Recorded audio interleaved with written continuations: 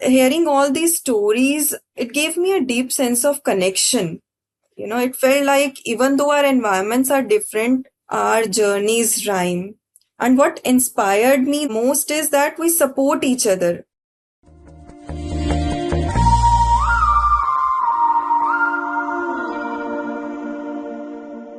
Hello, I am Abosede Adewole with SWE Global Women Engineers Affinity Group, a global community within the Society of Women Engineers, where international members and friends of SWE, all global women engineers and allies, build meaningful connections and lift one another up.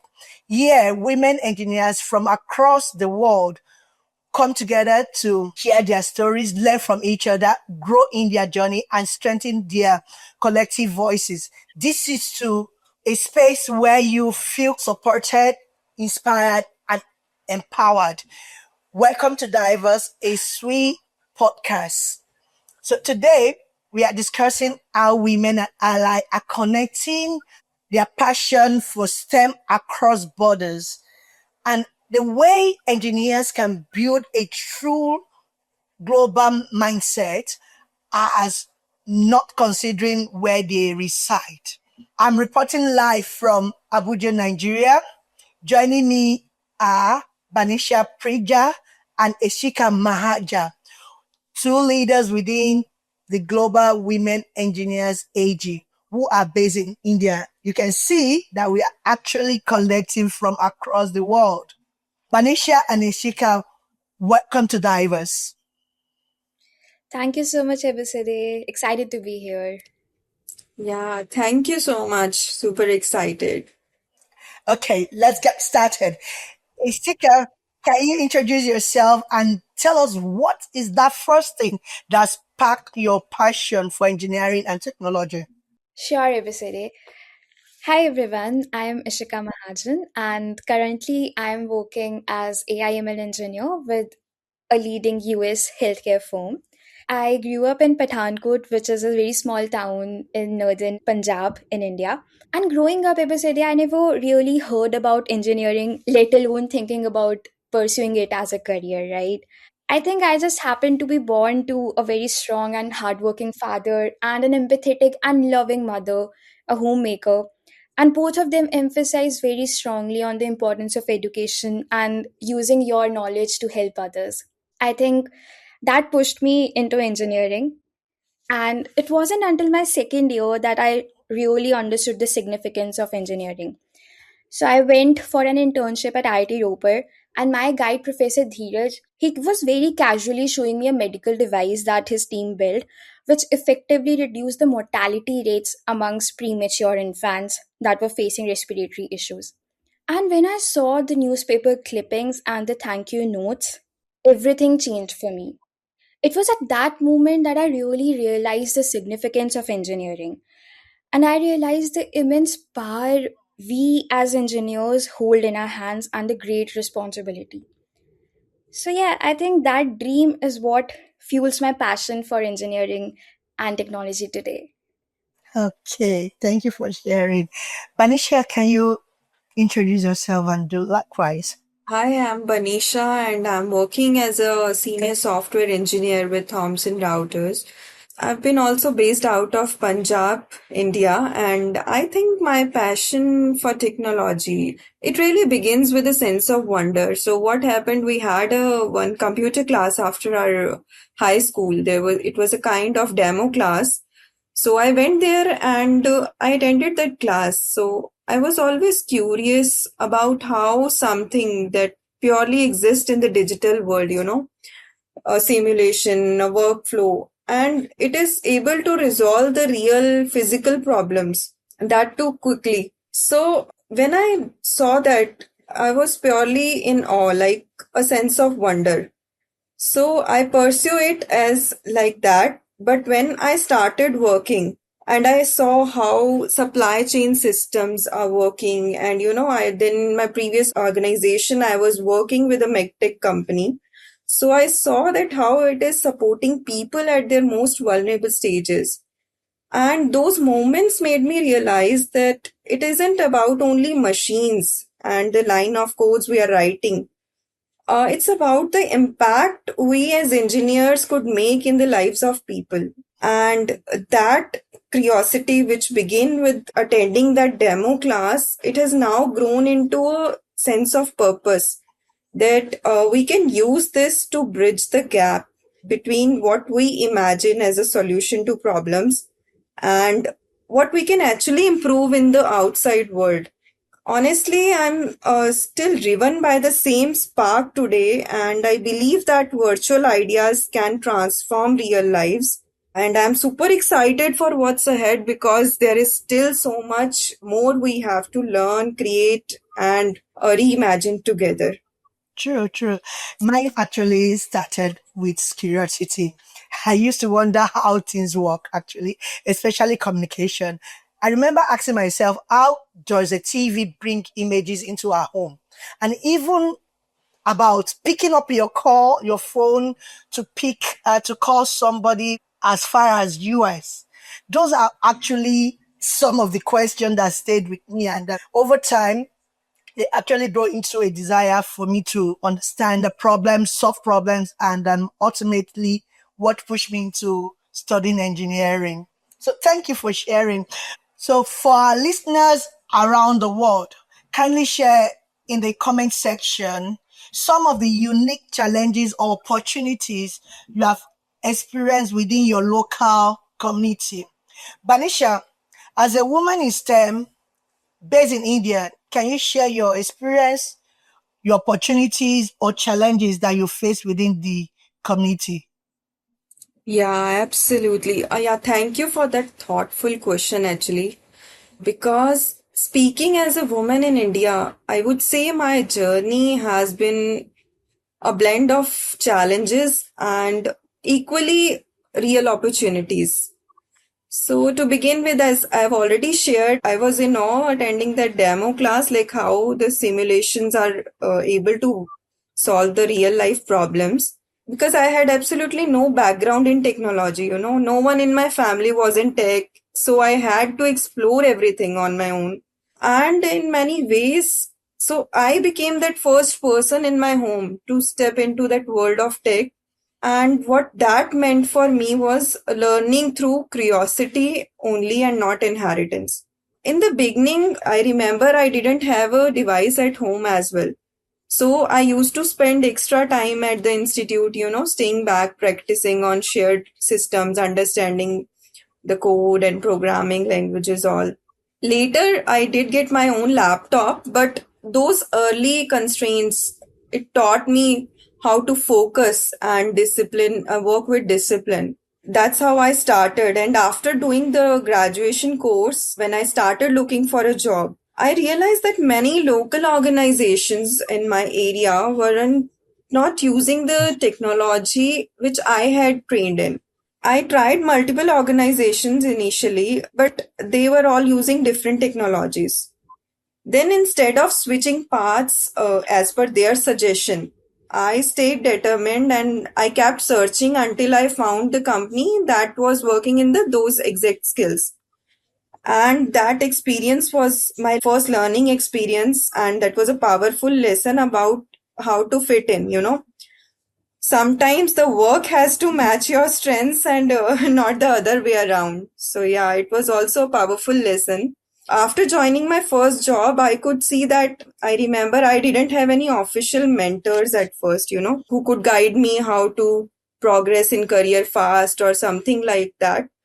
So everything which I learned by doing, and I still believe in that. We learn a lot by doing ourselves only. And I also observe my seniors, like how they are doing their work calmly, how they are documenting things, how they are taking decisions in particular situations. And they also gave me some clear feedback. It was very constructive for me to learn from their feedback. And over time, I have met some wonderful people, whose everyday excellence became a form of quiet mentorship for me. And it reminded me that mentorship cannot be formal always. You will not always get a mentor formally, but it can be modeled through examples. In my previous organization, when I joined that in 2020, so COVID hit, right? So everything went virtual. So it was again a kind of shift for me to contribute online with clear updates, tighter collaboration, and it also opened doors to cross location projects and learning from people beyond my city and teams. At that time only, I connected with SWE as a global ambassador. So the world feels a little closer and the opportunities became more accessible in that period of time. So yes, I would say that the journey has its challenges, but each one came with a lesson.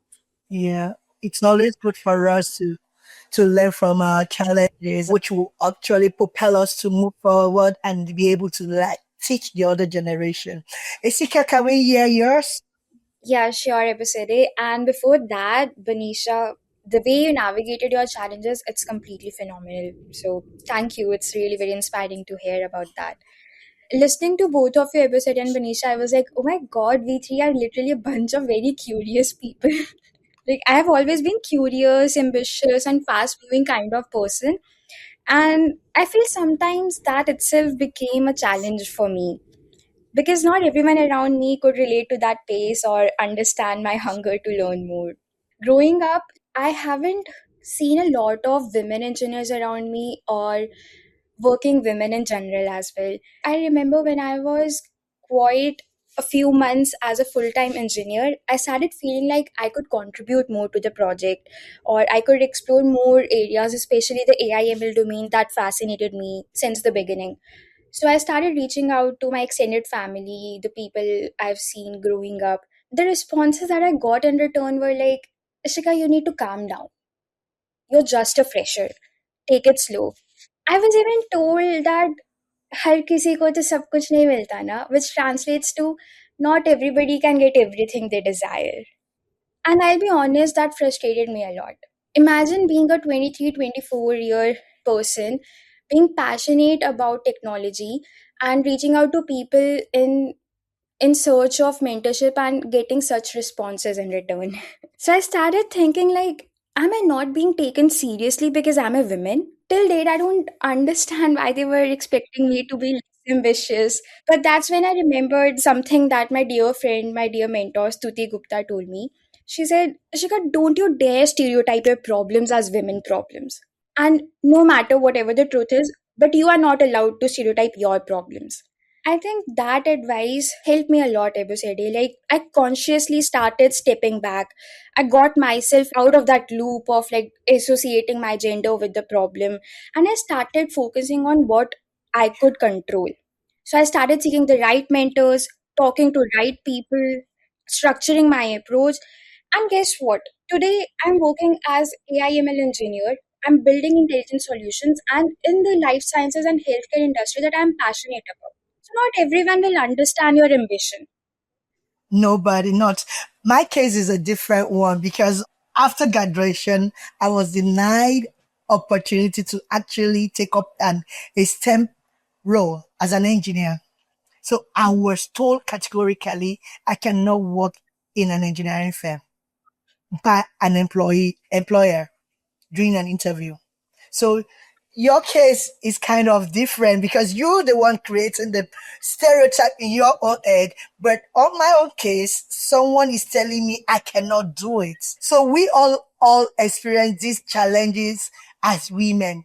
And this is a time that we need a moment that we need to actually take a step back, think about our challenges, look at forward to the opportunities, and what do we need to do?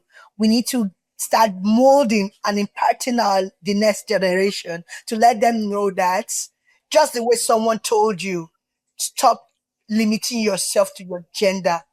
I know Banisha and Eshika through SWE and the Global Women Engineers AG, we have all expanded beyond our borders. We have met with amazing engineers around the world. So, Ishika, can you share some in just few and just 1 minute, some leadership or professional skills you have actually developed through SWE? Sure. So for me, SWE, it's an ecosystem of people who genuinely want to see each other grow. And my journey with SWE dates back to 2021 when Professor Asad, my guide, he introduced me to SWE. And I was just skimming through the website and I found the initiative of Global Ambassador. It interested me a lot, so I applied for it. I got selected, and I know you have been ambassadors, you are my fellow ambassadors, and you can echo that there's no looking back once you become that. And following that, I joined Global Women Engineer Affinity Group, and I learned that leadership is not just about taking charge, it's about how you show up for people. There were moments when I had to be vulnerable myself so that others felt safe enough to open up and share their struggles with me. And at times, there were moments where I had to be the stronger version of myself so the others could look up to me for direction and clarity. And I think that's when leadership for me stopped being about proving myself and started becoming about enabling others. And that's something I've carried into my professional work as well, whether it's building AI solutions or contributing to tech communities as speaker. So yeah, that's amazing. Thank you. It's so amazing. We don't think about ourselves anymore as a global ambassador. All we want to do is impact the next generation. Who am I working with? Who is ready for me? Banisha, over to you. Absolutely. Thank you so much, Ishika. I think it's totally relatable. And I could also remember joining SWE as a global ambassador in 2020 when I saw an email from my previous organization about what is SWE and how it is working as a community for women engineers. And thereon I've been getting chance to meet all incredible engineers from around the world, and as you said, women who not only excel technically but who are practicing genuine advocacy. And the way we support each other here, uplift each other, and we are creating space for each other. Being part of this network has really helped me shape my own confidence and my leadership style. Reflecting on my journey with global women engineers, I started as a LinkedIn content lead, and therein I learned how to communicate with clarity, and we used to create messages that connect globally. And that taught me the power of representation, like how a single post can make someone feel seen. Whatever we are doing in our daily life as a woman engineer or as a girl in STEM, so those posts reflect that journey a lot. And from there on, I became a building community lead in the same AG. And that too pushed me to develop my own leadership skills and how can we facilitate each other with collaboration, engaging across different time zones as we are doing now. And we understand each other challenges so well, and we're able to face it despite living in different countries. And that visibility, that confidence, that access we have here, it really strengthened my commitment to advocacy for others. I learned how to genuinely advocate, and I really want to see some inspirational work from Abosede as well, as she's inspiring young girls in STEM in her own area. So I would like to visit her one day. And this year I've stepped up as a co-lead. I am eager to learn more how to scale my impact and support those emerging engineers around the world. Thank you so much. So, leadership in the SWE GWE, it's one free access that I actually enjoy. I started also with Facebook content manager with SWE Global Women Engineers, and today we are collaborating across the globe. So, next question is: can you share what you have learned from interacting with engineers globally that has expanded your perspective? Danisha, you want to do that honor by going first? I'm really happy to share that the most powerful things which I have learned interacting with engineers across the world is no matter where we come from, as a woman in STEM, we share remarkably similar challenges. And equally, we have all those strengths which help us to lead and do our work. I remember in conversations with engineers from across different regions, cultures, and backgrounds, many of us are navigating the same themes, like, like balancing the expectations, like Ishika has already shared. As a woman, when we see that there are less number of women engineers in our team, we try to contribute more, and that help us in building confidence as well. And other similar challenges like dealing with visibility, finding our place at that table. Hearing all these stories, it gave me a deep sense of connection. It felt like even though our environments are different, our journeys rhyme. And what inspired me most is that we support each other through small gestures, like you're sharing your story. You're giving us a quick reflective question, how we can, reflect ourselves in those situations. And even when someone simply say like that, I know you can do it, that push is heartwarming. And in this group, it's very meaningful how we sponsor each other, and even the way we tell our stories, it adds a new dimension to how I understand communication. Like, I'm a kind of introvert person, so I didn't open initially, but sharing everyone's story, I understand how important it is to communicate ourselves with others, that with empathy and resilience. That's the true gift of these global interactions, that they turn our shared struggles or barriers into shared strength. So, Eshika, will you want to go next? Yeah, sure, Abosede. So I think the biggest thing that I've learned from a global perspective is to never look at a problem from just one lens. Whenever I find myself stuck in a situation, or if I have a new hypothesis I want to test to, I directly go to SWE Mentoring Network, or I post it in the SWE Global Women Engineers Affinity group.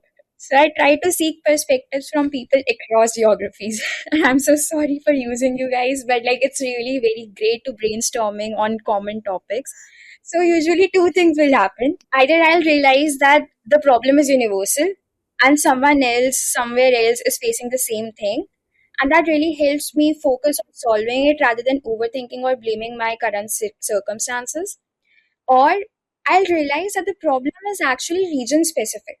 So now I will try to understand the culture and the social context and then have a deeper sense of empathy while solving the problem. So having a global perspective, I would say, doesn't change the problem. Rather, it adds on to how you respond to it.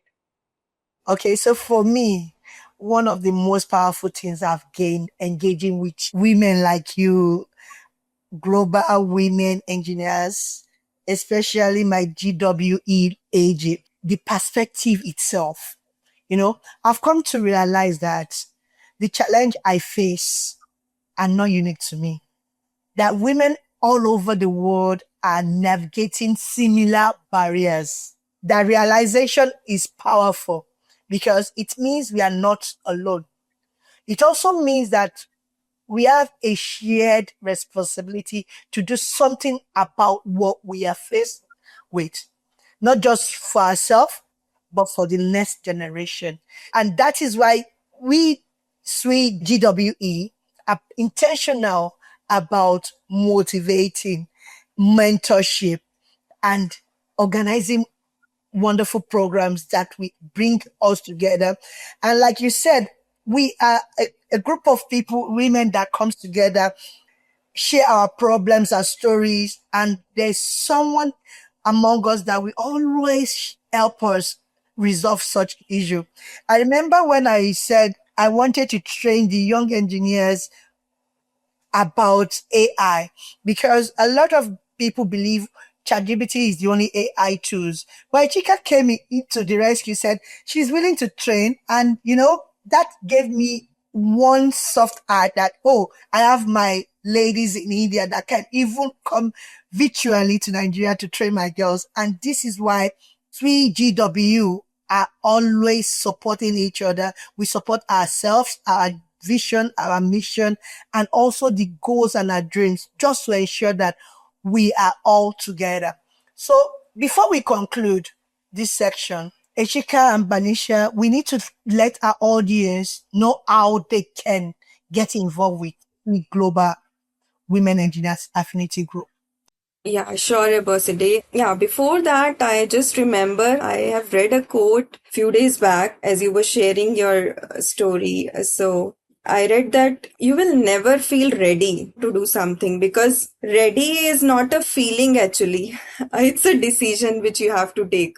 It was totally relatable to me as well because we always link readiness as a feeling, but actually it is a choice which we have to make. Going back to the question which you have asked, the best place to connect with global women engineers is we can start with our LinkedIn community, and that's where we share our upcoming events, global spotlights, collaborations, and opportunities to volunteer with our initiatives. You can just search for a Global Women Engineers Affinity group and hit the follow button. You can also join us in our ongoing webinars and conversations. We have launched our podcast Chat with a Purpose. It's on Spotify. Episode 1 is already out there with Anne Collier, and we are coming soon with our second episode, which I've recently recorded. And there are upcoming panel discussions as well. Ishika, would you like to share about the upcoming panel discussion?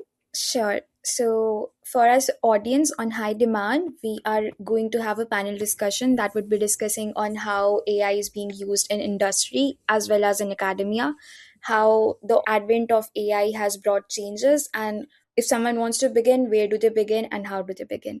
So, I hope to see a lot of you turning in for the event. It's a virtual panel discussion, and the details will be there on the LinkedIn page. Yeah, thanks, Ishika. For me, I would say to join us, you can volunteer. Don't be afraid to show up and take that step. Because I remember 2021 was when I became a full registered member of SWE. Of course, that year, I think I came across the call for Global Hypercenter, which I took advantage of. And I can tell you, I've never regretted that singular act. Taking up a space, not for yourself, but for the next generation. So it's a supportive environment where you can learn, where you can grow, build meaningful global connection. I tell you. So let me end with this. One of my dreams is to one day travel across the continent, even if it means driving all the way to India and to meet Eshika and Banisha, to meet even Mandeep and Ophelia. Those are some of my girls from India, which I've actually collaborated with. And then those are the people I want to meet in person. I met Mandeep in person last year during the conference, but I want to go to her hometown and meet with her family. That is one of my dreams. And I hope very soon it shall become reality. So because of me, this journey is bigger than engineering for me. Okay. So it's about what? About connection. It's about breaking barriers. It's about building a global community of women who refuse to be limited by barriers or biases. So if there's one thing I truly believe, it's that when women in engineering rise together, we don't just change our own story, we change the future. So thank you, Eshika and Banisha, for joining us tonight. Thank you, Abosede. It was a pleasure and very inspiring to hear both of your stories. Thanks, Abosede. Happy to share. Thank you so much. So SWE offer 20 affinity groups that are designed to bring together SWE members who share identity, interest, and goals. Members in any SWE affinity groups is open to all SWE members interested in participating. To learn about how you can join, visit affinitygroups.swe.org to see all the affinity groups and join the ones that interest you. Abosede Adewole from all of us at SWE, we say thank you for listening.